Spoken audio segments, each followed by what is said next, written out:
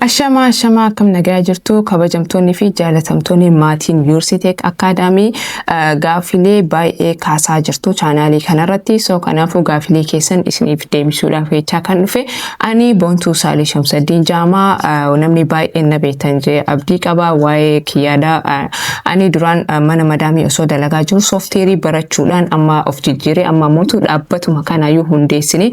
Ana qofa osoo hin tahin tiimiin YoursTech guutuun biyya Ameerikaa irraa biyya Egyptii irraa akkasumas biyya Itoophiyaa irraa walitti dhufuudhaan YoursTech kana kan hundeessine jecha. Dhaabbanni YoursTech Academy kuni dhaabbata YoursTech jedhamuun dhaabbanni YoursTech waggaa 2 ol kan soofteerii irratti application development, digital marketing fi web development irratti servicii kenna kan ture. Akkasumatti uf jalatti ammoo YoursTech Academy kana hundeessuudhaan rakkina gara teknooloojiitiin jiru afaan Oromootiin barsiisuudhaan lammii Oromoodhaa jijjiiruudhaaf jecha kaayyeeffatee kan dhufe.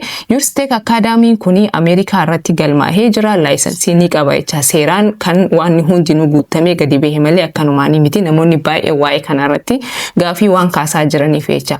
Akkasumas YoursTech Academy kuni waan nama dhuunfaadhaan hundaa'e osoo hin tahin guruupiidhaan biyya Ameerikaa irraa, biyya Itoophiyaa irraa akkasumas biyya Egyptii irraa kan hundaa'uu danda'e jecha. So barumsa gara 10 takka olii karaa YoursTech Academy'dhaan qabatee kan dhufaa jiru. Jaanuwaarii 4 irratti ammoo barumsi gara 6 officially gadi isinii ba'a.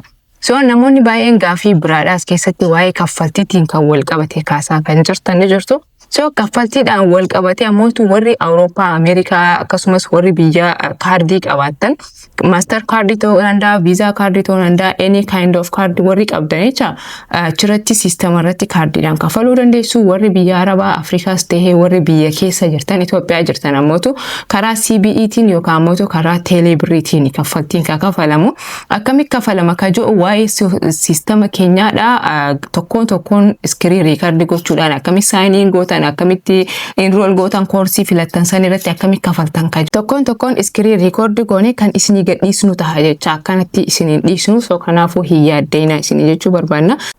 Gaaffilee kaan keessaa kan biraa ammoo maaltu nu barbaachisa barumsa kana baratuudhaaf maaltu barbaachisa ka jedhudha jecha. So barumsa kanarratti maaltu akka barbaachisu requirement isaadha. Tokkoon yeroo barumsi gadhiifame jalarratti kan barraa'u waan ta'eef achirratti arguu ni dandeessu. Nullee ammoo yeroo sa'aatiin sun gahetti tokkoon barumsa kamtu maaltu isa barbaachisa ka jedhu ibsa kennaa deemna jecha. So keessattuu warri biyya Arabaa jiru akkam goona, akkamitti kafallaa kan ja'a jirus ni jirtanii. So warri biyya Arabaa jiru akkuma yeroo kaan birrii biyyatti ergitan biyyatti erguudhaan biyya irratti kafaluu dandeessu. Erga biyya irra kafaltan booda ammoo transaction numberii achirra jiru san siistama keenya irratti galchuudhaan haala kamiin galchitanii koorsii barbaadan san ni filattanii koorsii filattan san jalatti ni taa'a jechuu. Akkaawuntii ni taa'a. Akkaawuntii san fuutanii akkaawuntii san irratti galchuudhaan erga galchitan booda transaction numberii achirra jiru san fiddanii yeroo siistama keenya irra galchitan siistamni ofiifuuf isin jalaa banuudhaan san booda barumsa keessan ni eegaltan jecha. So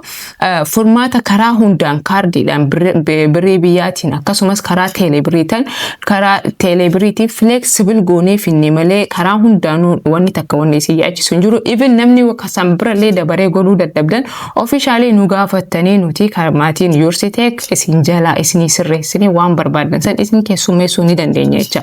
So kanaafuu I hope gaaffileen keessan isinii deebisnee jirra jee abdii qaba. YoursTech Academy'n certificate internationalaa ni kenna yeroo jennu maal jechuu barbaanneeti. YoursTech Academy'n mootummaa Ameerikaadhaaf taxpayer'idha. Achirratti galmaa'ee laayisansii kan qabu kan leegaaliitii hedha jecha. So kanaafuu certificate YoursTech Academy'dhaan kennamu certificate internationalaati saniif akkas jechaa jirra. So kanaafuu barumsi Jaanuwaarii 4 guyyaa 3 booda kan eegalu waan ta'eef gaafa sana mootu waan hundinuu ifa isinii tahaa. Warri barbaadanis waan barbaadan filattanii eegaluu ni dandeessu. Barumsi kun ammoo laayiviidhaa miti. Sa'aatii isinitti toletti, sa'aatii hojiirraa baatan, sa'aatii firii argattanitti barumsa baratuu dandeessa waan ta'eef sa'a isinitti toletti riikoordii tahee taa'e waan ta'eef tokkoon laaltanii. So kanaafuu Jaanuwaarii 4 irratti wal arginaa. Nagaatti nu tura.